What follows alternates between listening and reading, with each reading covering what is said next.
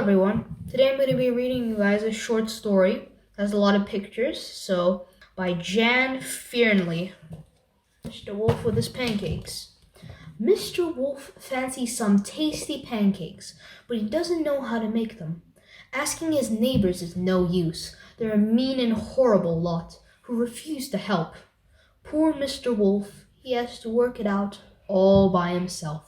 So what happens when these nasty neighbors want to help Mr. Wolf eat his delicious pancakes? One day Mr. Wolf was feeling hungry. He fancied some pancakes.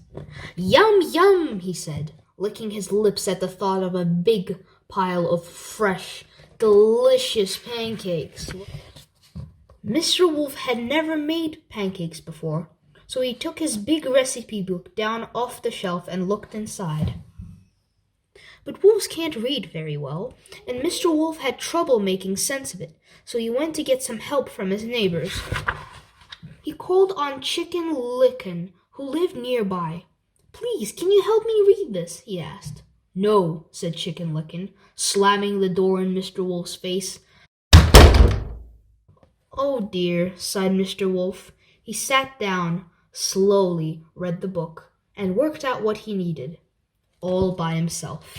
Mr. Wolf looked in his cupboard for the ingredients, but he couldn't find anything he needed. "I'll go to the shop," he decided, and he settled down to write a list. But wolves aren't very good at writing, so Mr. Wolf called on Wee Willie Winkie. "You're very clever," said Mr. Wolf. "Can you please help me with my shopping list?" "No," said Wee Willie Winkie. "Go away." He slammed his door. "There's no need to be like that," said Mr. Wolf quietly. Mr. Wolf sat down and tried very hard with his writing until he had made his shopping list, all by himself. Now he needed to count his money to make sure he had enough. But wolves aren't very good at counting, so he went to the gingerbread man for help. "Can you help me count my money, please?" he asked politely. "No, I'm too busy to bother with you," said the gingerbread man, slamming his door. So poor Mr. Wolf had to sit down and count his money. It took him a long time, and he had to check it 3 times before it was right. But he did it, all by himself. Mr. Wolf needed a basket to carry his shopping, so he called on Little Red Riding Hood. Hey, it's a cameo. "Please, may I borrow your basket?" he asked very nicely. "I'm not lending my basket to you," said Little Red Riding Hood. "Now clear off." So Mr. Wolf set off to the shop without a basket. "I'll manage," he said. Mr. Wolf went to the shop. Yes. He looked at his list, remembered what he needed, counted out his money, and carried the eggs, milk, and flour home, all by himself. Now it was time to make the pancakes. But wolves aren't very good at cooking, so Mr. Wolf called on the 3 little pigs. "Please, can you help me cook my pancakes?"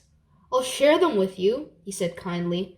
"No chance," chorused the pigs, slamming the doors.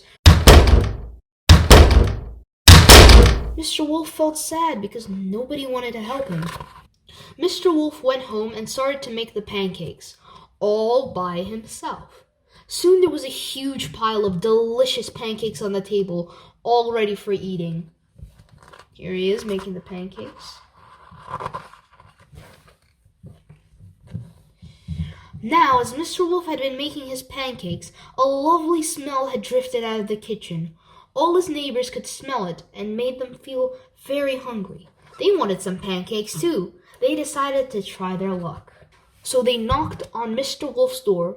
"Give us some of your pancakes," said the rotten lot. "And why should I give any to you?" said Mr. Wolf. "Not one of you would help me." "We'll help you eat 'em," replied Mr. Wolf's neighbors nastily. "Anyway, we're not going away until you give us some." Mr. Wolf thought very hard for a moment. There was only one decent thing to do. "Oh, very well, then," he sighed. "You had better come in." Mr. Wolf opened the door wide, and whoosh! His greedy neighbors rudely pushed him aside and dashed down the hall. Mr. Wolf shook his head and shrugged his shoulders and followed them into the kitchen, and when they were all in, Mr. Wolf gobbled them up. Snippety, snappity. That was the end of his unhelpful neighbors. And then, with his bulging tummy not quite full, Mr. Wolf sat down to eat his pile of pancakes, and he did it all by himself. Well, there was nobody else around.